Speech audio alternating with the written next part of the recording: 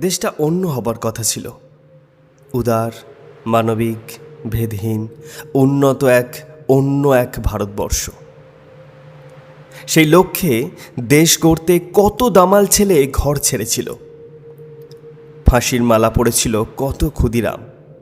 সূর্য সেন, মাস্টারদা, বিনয় বাদল দীনেশ, দেশবন্ধু চিত্তরঞ্জন, লক্ষ্মীবাই থেকে কত মাতঙ্গিনী হাজরা মুক্তির পণে বলিদানে পথে নেমেছিল।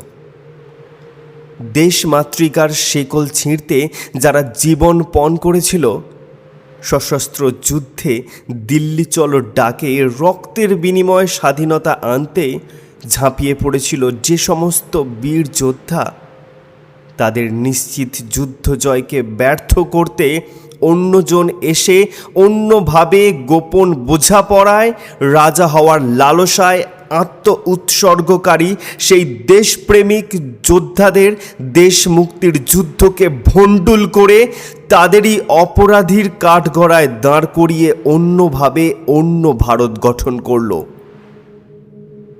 দেশটাকে দুটুকরো করে শ্রীচৈতন্য, গৌতম বুদ্ধ, স্বামীজির একাত্ম মন্ত্রের ভারতবর্ষ ধর্ম, ভাষা, জাতপাতের ভেদে দীর্ণ হয়ে আজ মাফিয়া, দাঙ্গাবাজ, স্বেচ্ছাচার, লুটেরাদের ভারতবর্ষ হয়ে গেল। আজও শিক্ষা আসেনি প্রতি ঘরে। আজ একই মাটিতে দুটি ভারত।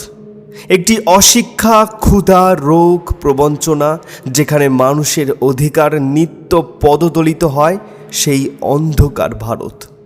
আর একটা আলো ঝলমলে আর ক্ষমতায়নের চূড়ায় অধিষ্ঠিত ভারতবর্ষ।